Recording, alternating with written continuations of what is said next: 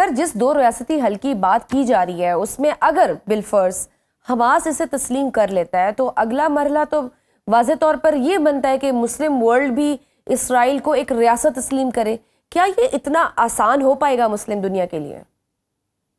مسلم دنیا کے بہت سے ملکوں نے اسرائیل کو پہلے سے تسلیم کیا ہوا ہے، جس میں عمان ہے، بحرین ہے، متحدہ عرب امارات ہیں، اس کے علاوہ جو ہے اردن نے تسلیم کیا اور مصر نے تسلیم کیا. بہت سے ترکی کے ہیں، ترکی ہمارا بہت قریبی دوست ہے، اس نے بھی تسلیم کیا ہوا ہے. یہ جو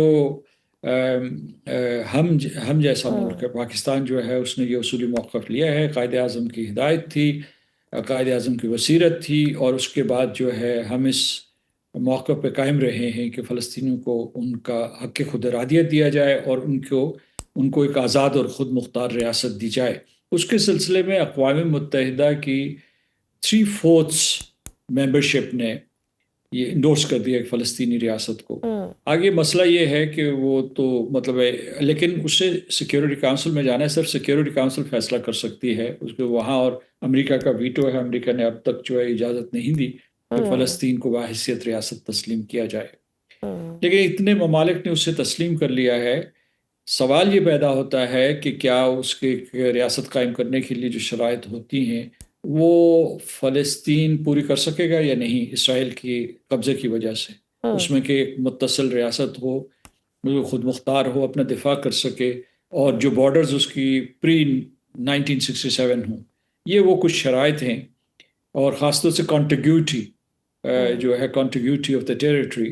اور ایک اس میں ایک اور یہ ہے کہ جو 7 لاکھ اسرائیلی غیر قانونی طور پر بستیاں آباد کر چکے ہیں مقبوضہ فلسطین میں، ان کا کیا ہوگا. اور غزہ میں تو نہیں کہیں جو ہے نئے سرے سے غیر قانونی آباد کاری شروع ہو جائے گی. صحیح. تو سر کل پریس کانفرنس میں صدر ٹرمپ نے وزیر اعظم شہباز شریف اور فیلڈ مارشل کا خصوصی تذکرہ کیا ہے. آپ کیا سمجھتے ہیں کہ ٹرمپ کو کیا ضرورت پیش آئی کہ وہ پاکستان کا ذکر کرے، حالانکہ پاکستان تو عرب ممالک میں سے بھی نہیں ہے؟ اس کا ایک پس منظر ہے، کیونکہ جب جنرل عاصم منیر کی صدر ٹرمپ سے ملاقات ہوئی تھی وائٹ ہاؤس میں، وہ ایک ٹرننگ پوائنٹ تھا. اس کے بعد جو ہے دونوں ممالک بہت قریب آئے، اور اس کے بعد جو پاکستان کے نائب وزیر اعظم اور Marco Rubio secretary of state, ان کے درمیان مذاکرات ہوئے. انہوں نے 2 طرفہ ایجنڈا بھی سولیڈیفائی کیا، اور اس کے بعد انہوں نے یہ بھی طے کیا کہ پاکستان جو ہے خطے میں کیا امن و سلامتی کے لیے رول ادا کرے گا. مارکو روبیو نے پاکستان کا شکریہ ادا کیا تھا کہ ایران اور یونائٹڈ اسٹیٹس کے درمیان سفارتی گفتگو کو آگے بڑھانے میں پاکستان نے اپنا بہت ہی قابل ستائش کردار ادا کیا ہے. اور اس کے بعد یہ تھا کہ پاکستان ان ممالک میں شامل تھا، ان 8 ممالک میں شامل تھا جنہوں نے صدر ٹرمپ سے براہ راست گفتگو کی. یہ اس دن کی بات ہے جس دن صدر ٹرمپ نے جنرل اسمبلی سے خطاب کیا تھا. اس شام جو ہے 8 ممالک تھے، جس میں 4 عرب ممالک تھے، جس میں اردن ہے، امارات ہیں، سعودی عرب اور قطر، اور اس کے بعد پاکستان، ترکی، مصر اور انڈونیشیا. تو انہوں نے صدر ٹرمپ کو قائل کرنے کی کوشش کی تھی، اور ان سے بلکہ اپیل بھی کی تھی کہ وہ اپنا موقف بدلیں اور اس میں لچک پیدا کریں اور جنگ بندی کروائیں، کیونکہ اسرائیل جو ہے صرف امریکہ کی حمایت کی وجہ سے اور غیر مشروط حمایت کی وجہ سے جینوسائیڈ کر رہا ہے غزہ میں. تو اس کے بعد یہ فارمولہ وجود میں آیا ہے. اسٹیو وٹکاف نے اس کا خاکہ جو ہے وہ ان ملکوں کو پہلے سے ہی کنوے کر دیا تھا، لیکن اب جو ہے اب اس کی ایک ٹھوس شکل سامنے آئی ہے. تو اس لیے انہوں نے ذکر کیا ہے، کیونکہ اس میں جو ہے میں سمجھتا ہوں کہ اس کی وائٹ ہاؤس میں دوبارہ جب ملاقات ہوئی ہمارے وزیر اعظم کی اور فیلڈ مارشل عاصم منیر صاحب کی، انہی پوائنٹس پہ ڈسکشن ہوئی ہوگی ڈیفینیٹلی. بالکل صحیح. سر ٹرمپ صاحب نے ایک اور بات کا بھی ذکر کیا اپنی پریس کانفرنس میں کہ وہ اسرائیل کی ریاست کو گولان کی پہاڑیوں تک تسلیم کرتے ہیں. سر گولان کی پہاڑیاں تو شام کا علاقہ ہے جو بارڈر پر موجود ہے، یہ تو واضح طور پر ٹرمپ اسرائیل کی حدود کو نہیں بڑھا رہے. درست کہا آپ نے. یہ ویسے انہوں نے پہلی مرتبہ نہیں کیا. انہوں نے اس سال کے آغاز میں ایک اس قسم کا پہلے ہی بیان دے چکے ہیں کہ گولان جو ہے مقبوضہ علاقہ ہے، کہ وہ اسے اسرائیل کی ٹیریٹری کا حصہ مانتے ہیں.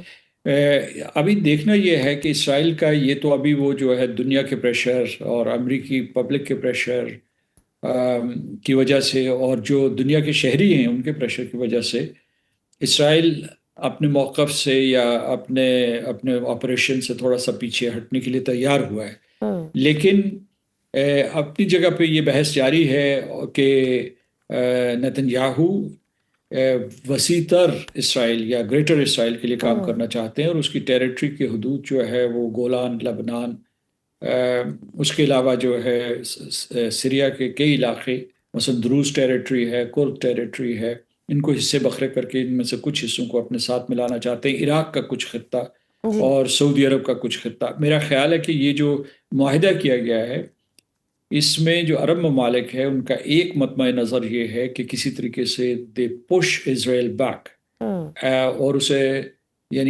اپنی حدود تک محدود رکھیں، لیکن یہ گولان ہائٹس کا شاید صدر ٹرمپ کو ریٹریٹ کرنا اس لیے ضروری تھا کہ کہیں اس میں یہ دوبارہ سے غلط فہمی نہ پیدا ہو جائے کہ امریکہ نے گولان کو اسرائیل کی ٹیریٹری کا حصہ قبول نہیں کیا یا مانا نہیں ہے۔ ٹھیک سر، سب سے اہم پوائنٹ نمبر 19 ہے جہاں باقاعدہ ایک پوائنٹ پر آ کر آزاد فلسطینی ریاست کا ذکر ٹرمپ نے کیا ہے، اس میں لکھا ہے کہ جب غزہ کی تعمیر نو آگے بڑھے گی اور فلسطینی اتھارٹی کا اصلاحاتی پروگرام دیانتداری سے نافذ کیا جائے گا تو ممکن ہے کہ ایسے حالات آخرکار میسر آ جائیں جو فلسطینی عوام کی خواہشات کے مطابق ان کی خود ارادیت اور ریاست کے قیام کے لیے ایک معتبر راستہ فراہم کریں، جسے ہم فلسطینی عوام کی آرزو کے طور پر تسلیم کرتے ہیں۔ سر، یہ ہم نے پہلی بار دیکھا ہے کہ امریکہ تحریری طور پر خود مختار فلسطینی ریاست کے قیام کو تسلیم کرنے جا رہا ہے، آپ اس کو کیسے دیکھتے ہیں؟ کیونکہ اسرائیلی وزیر اعظم نے تو کہہ دیا ہے کہ امریکی صدر سے ملاقات کے دوران فلسطینی ریاست پر اتفاق نہیں ہوا، انہوں نے تو اس چیز کو ڈینائی کیا ہے، آپ کس طرح سے دیکھ رہے ہیں؟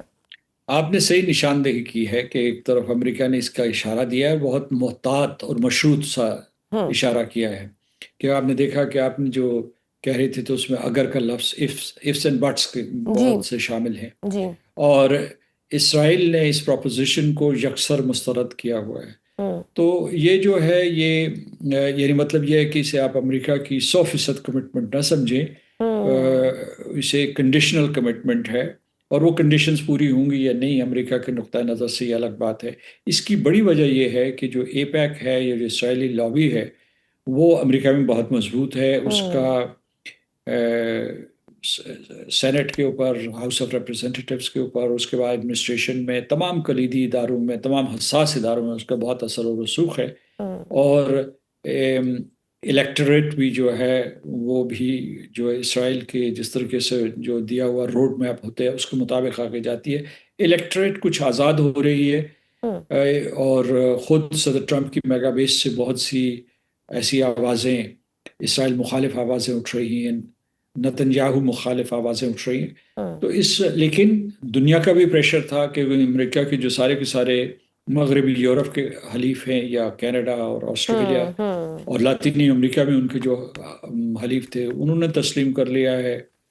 پہلے جو ہے تیسری دنیا کے ممالک نے زیادہ کیا تھا، یہ اسلامی ممالک نے، تو اس کی وجہ سے انہوں نے کیا ہے، لہٰذا انہوں نے اسے مشروط کیا ہوا ہے تاکہ اسرائیل کو مکمل طور پر ایلینیٹ نہ کرے۔ ابھی کافی سارے if and buts ہیں، بالکل صحیح سر، اور یہ بھی بہت بڑا سوال ہے کہ اسرائیل کی گارنٹی کون لے گا کہ وہ ایسی کوئی اس معاہدے کو توڑے نہ۔